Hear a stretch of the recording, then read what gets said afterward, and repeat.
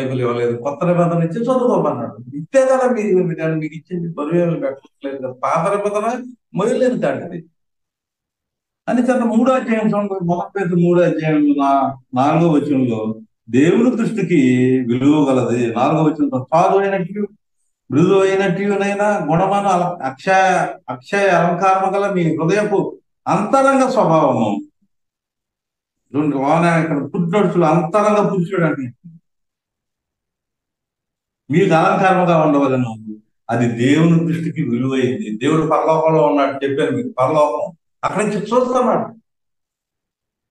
కీడు చేసేవాడు వాడు, మేలు చేసేటువంటి వాడు ఎవడు, ప్రార్థన చేసే వాడేమో భోజనం చేస్తున్నాడు, ప్రార్థన చేసి 3, 7, 8 వచనాల్లో భార్యాభర్తలు మరి కలిసి ప్రార్థన చేసుకుంటారు. భోజనం చేసే ముందు ఇద్దరు కలిసి ప్రార్థన చేస్తారు.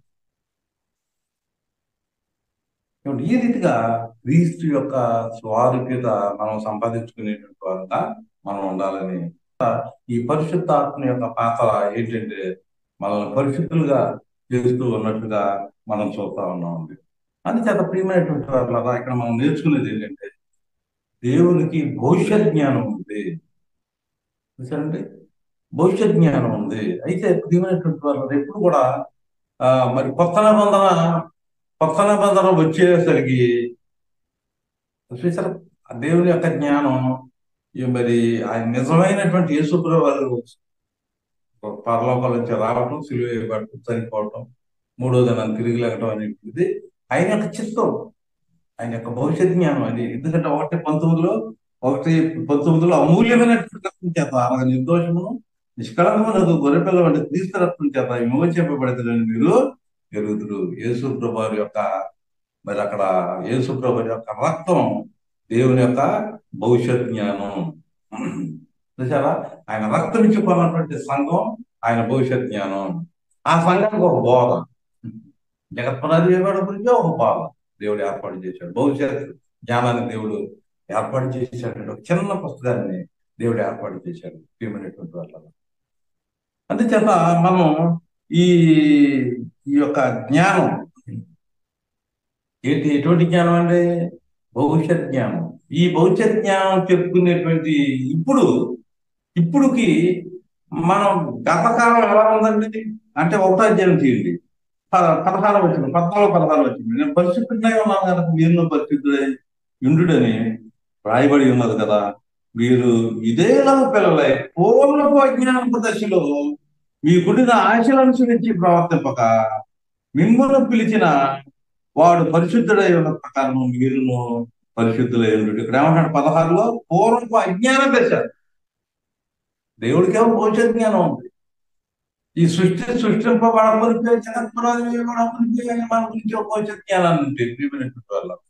మనం ఎటువంటి పొజిషన్లో ఉన్నామంటే మన పొజిషన్ ఎలా ఉందంటే పూర్వము ఏమంటే అజ్ఞాన దశ. చూస్తారా, అజ్ఞాన దశ కొన్ని దశలు ఉన్నాయండి. పిత్తల యుగం అదొక దశ, ఏమంటే మోషే యుగం అదొక దశ, ఇప్పుడు క్రీస్తు యుగం అదొక దశ. అది చేత పూర్వం అదంతా ధర్మశాస్త్రంలో దేనికి సంబంధించి కలగజేయలేదు. అది క్రీస్తు దగ్గర నడిపించిందే తప్ప పరలోక రాజ్యంలోకి నడిపి తీసుకెళ్తాం. అది అజ్ఞాన దశ. అజ్ఞాన దశలో అపోస్తుల కార్యాలు రాసుకోండి 17:30. ఆ అజ్ఞాన కాలంలో దేవుడు చూచి చూడనట్టుగా ఉన్నట్లుగా మనం చూస్తా ఉన్నాం. చూచి చూడనట్లుగా అపోస్తుల కార్యాలు 14-16. అపోస్తుల కార్యాలు 15:30లో ఆ అజ్ఞాత కాలం అంతా దేవుడు చూసి చూడనట్టుగా ఊరుకున్నాడు. 16 ఆయన గతకాలంలో చూసారా, అజ్ఞాన దశలో చూడండి, ఆయన గతకాలంలో సమస్త జనులను తమ మార్గం చేత నడవనిచ్చాను. ఇది వరకైతే చూసి చూడనట్టుగా ఊరుకున్నాడు ఆ అజ్ఞాన దశలో గతకాలంలో. కానీ ప్రియమైనటువంటి వాళ్ళ మొదటి పేతురు గ్రంథం తీయండి 1వ అధ్యాయం అండి. పరలోకం నుండి పంపబడిన పరిశుద్ధాత్మ వలన మీకు సువార్త ప్రకటించిన వారి ద్వారా మీకు ఇప్పుడు తెలియబడి ఇప్పుడు రైట్ నౌ ఇప్పుడు ఇదేంటంటే క్రీస్తు యుగం అనే దశ. ఇప్పుడు పరిస్థితి వేరు. మోషే ఆ ఆ యుగంలో చూసారా, ఆ దశలో అది వేరండి, ఆ విధానం వేరు. పితృయుగంలో పద్ధతి వేరు. అలా మరి మోసే వచ్చేసరికి ఒక జాతికే, పితృయుగంలో కుటుంబాలు, కుటుంబం యజమానే మధ్యవర్తి, ఇక్కడ మోసే మధ్యవర్తి. ఇప్పుడు క్రీస్తు యుగంలో యేసు ప్రభువు మధ్యవర్తి. చూసారా, ఇప్పుడు అన్నాడు అక్కడ అగ్ని దశ.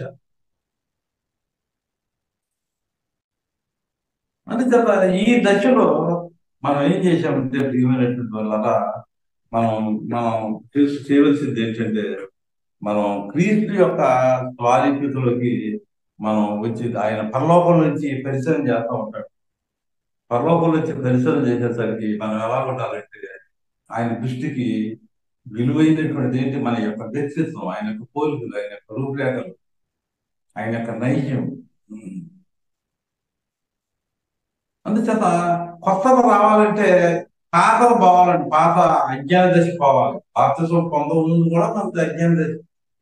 అందుకనే రెండో మొదటి పేద రెండో అధ్యాయం అంటాడు, ప్రభు దయాళుడని మీరు రుచి చూచి ఉన్న ఎడల సమస్తమైన దుష్టత్వమును, సమస్తమైన కపటమును, వేషధారణను, అసూయను, సమస్త దుష్మాటలను మాని కొత్తగా జన్మించిన, పాత దశ పక్కన పెట్టు.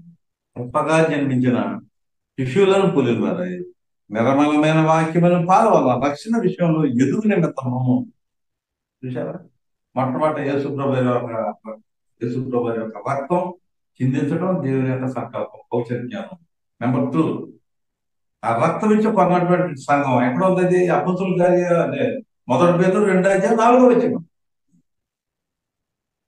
ఆ యొక్క రాజ్యంలోకి బాప్తిసం పొంది సత్యత్వం పొందు జన్మించిన శిశువులు పోలిన వారే. అంటే మళ్ళీ మళ్ళీ మనం ఏం చేయాలన్నమాట, మరలా జన్మించబడి బాప్తిసం ద్వారా ఆ క్రీస్తు సంఘంలో మనం సభ్యత్వం పొందడం. 3వ భవిష్యత్ జ్ఞానం, 3వ పెట్టు. మొట్టమొదట యేసుప్రభు యొక్క రక్తం, మొదటి పెట్టు 1:1. ఆ రక్తం ఇచ్చి కొన్న సంఘం 2:4 అండి, మొదటి పెట్టు. తర్వాత ఆ సంఘంలోకి మరలా జన్మించి కొత్తగా జన్మించినటువంటి శిశువులాగా బాప్తిసం పొంది దానిలో సభ్యత్వం. 3వది ఏంటంటే ఎదగటం అండి. దేవుని యొక్క సంకల్పం ఎదుగుదల. మొట్టమొదటి పాలు చెప్పాను మీకు. రెండోది ఆహారం, మొదటి కొరింథీ 3:3 చెప్పారు. 4వది ఏంటంటే బలమైన ఆహారం. మాంసం చిన్నపిల్లలు మాంసం తినలేదు, పెద్దోళ్ళు ఇప్పుడు మనం తినచ్చు. ఇప్పుడు ఏం చేస్తారంటే తీవ్రమైనటువంటి వల్ల మనం పెద్దోళ్ళం ఏం కదా, అంటే బలమైన ఆహారం తింటున్నాం కదా, మనం ఏం చేయాలంటే జాగ్రత్తగా ఉండే. ఇప్పుడు మాంసం తినేటప్పుడు మాంసం తిని ఎముకను పడేస్తాం కదా, గుర్తుంచుకోండి. పెరిగినటువంటి మనం ఏం చేయాలంటే మాంసం తినేటప్పుడు మాంసం అంతా నవిలి మింగేస్తాం కదండి, ఎముకను పడేస్తాం. అలాగా అబద్ధం సిద్ధాంతాలను పక్కన పడేయండి. బైబిల్ చదివేటప్పుడు, దేవుని యొక్క వాక్యాన్ని మీరు తినేటప్పుడు ఎప్పటికప్పుడే ఎముక ఉందనుకోండి, దాన్ని తీసి బయటపడేయండి. ఆ రీతిగా మరి మనం దేవుని యొక్క వాక్యాన్ని రుచి చూసేటువంటి వాళ్ళగా మనం ఉండాలి. ఇక్కడ వాక్యం ఏం చెప్తుంది? ప్రభు దయాళుడని మీరు రుచి చూచి ఉన్నాయి.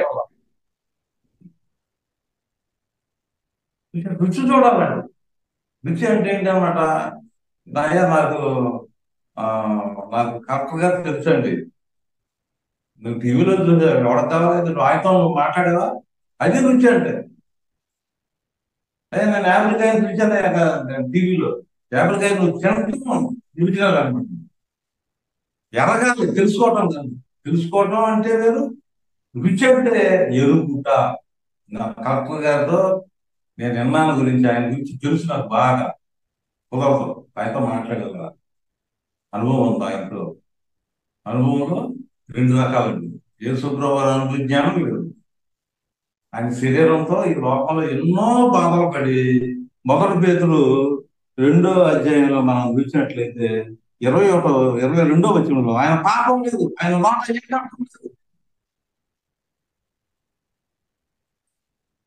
ఆయన ఈ లోకంలో జీవించి, శరీరంతో జీవించి ఏ పాపం చేయలేదు. కానీ యేసు దేవుడికి శరీరం లేదు, ఆయన అనుభవం లేదు.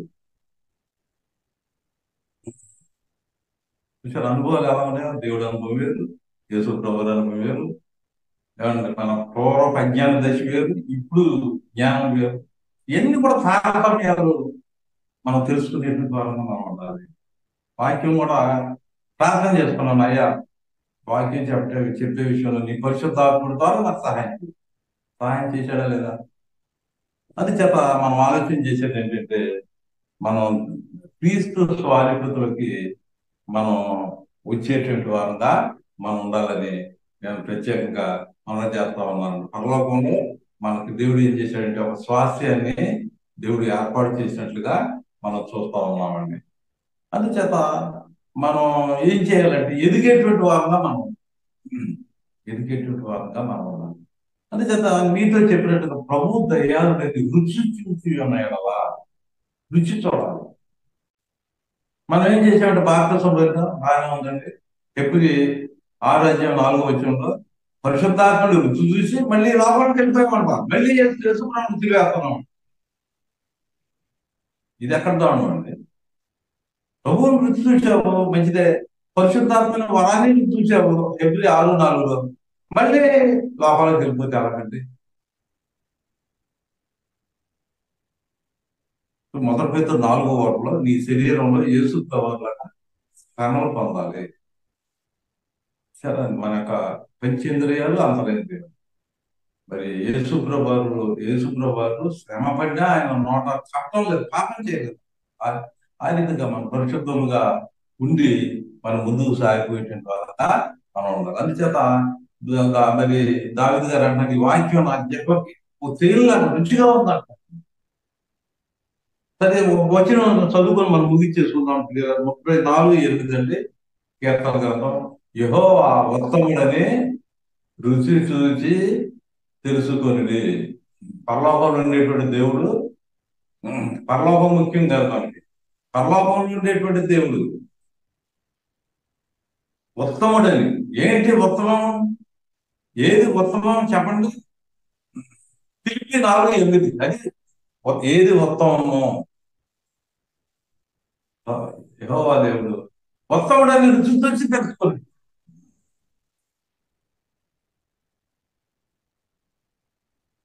మర్యాద ఏం చేస్తుందండి?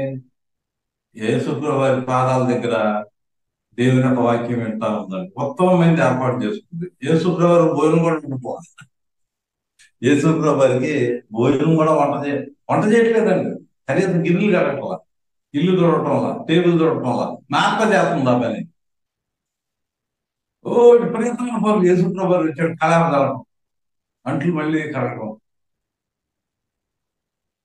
మళ్ళీ మళ్ళీ చక్కగా అన్నం వండటం, రకరకాల మంచి భోజనాలు యేసుప్రభు వారి కోసం మా అత్తగారి చేస్తుంది. అయినా దానివల్ల ప్రయోజనం లేదన్నమాట యేసుప్రభు వారు.